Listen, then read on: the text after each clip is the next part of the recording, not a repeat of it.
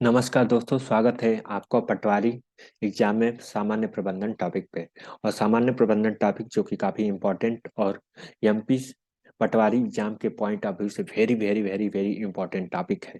तो इस टॉपिक को समझने के लिए आप हमारे यूट्यूब चैनल पर बने रहें, साथ ही अपनी सारी वीडियो को देखते रहें, जिससे आपको आपका सिलेक्शन और एक सीट सुनिश्चित हो जाएगी, जिससे आप मध्य प्रदेश में पटवारी बन सकते हैं।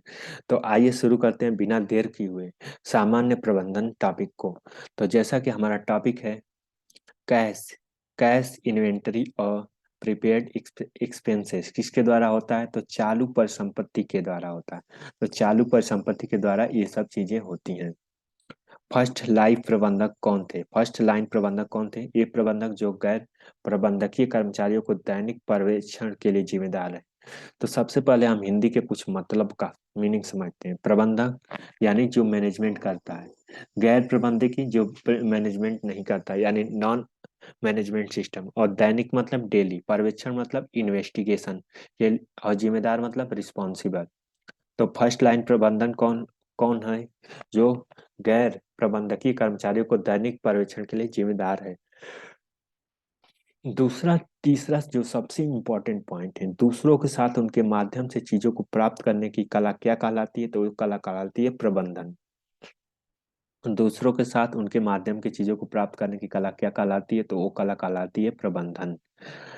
दूसरों के साथ उनके माध्यम की चीजों को प्राप्त करने की कला क्या कहलाती है? तो प्रबंधन कहलाती है। सकल लाभ का आकलन किस सूत्र द्वारा किया जाता है? तो विक्रय द्वारा बेची गई सामग्रियों का लागत। तो विक्रय द्वारा बेची गई सामग्रियों का लागत कहलाती है। तो सकल लाभ की आकलन किस सूत्र द्वारा किया जाता है? विक्रय द्वारा बेची गई सामग्रियों का। किराया लेखा किस प्रकार की लेखा है? तो आय व्यय लेखा है। आय व्यय लेखा किराया लेखा कहलाती है। तो किराया लेखा किस प्रकार की लेखा है? तो आय व्यय लेखा है। किस सूत्र द्वारा ARR यानी अकाउंट रेट ऑफ रिटर्न की गणना की जाती है? तो ARR net income average investment, net income net income average investment. प्रतिबल दरों को परिवर्तनशील किस रूप से जानी जाती है? तो जोखिम के रूप में। प्रतिबल दरें अपरिवर्तनशील किस रूप में जानी जाती है? तो जोखिम रूप में।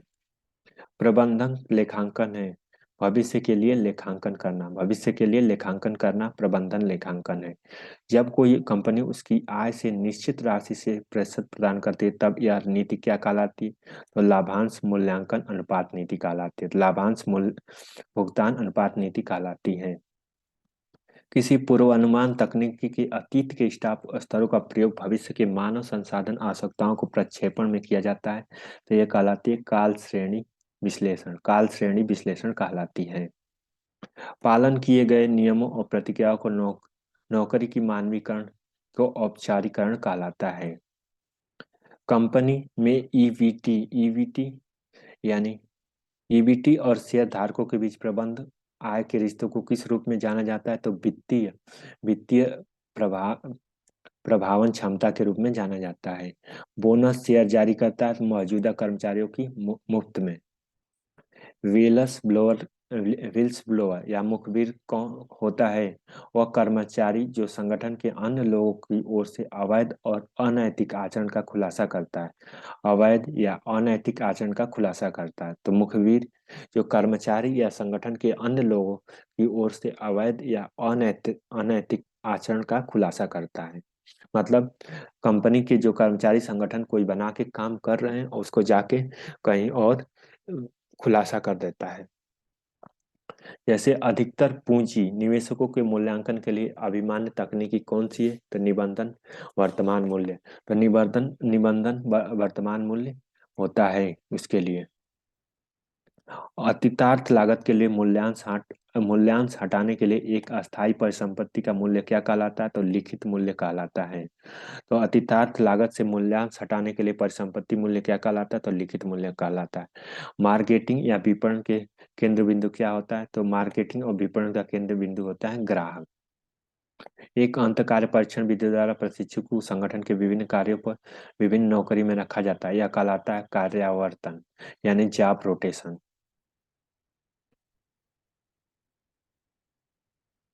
तो विभिन्न नौकरी में रखा जाता है, क्या कहलाता है? कार्यावर्तन यानी जॉब रोटेशन कहलाता है।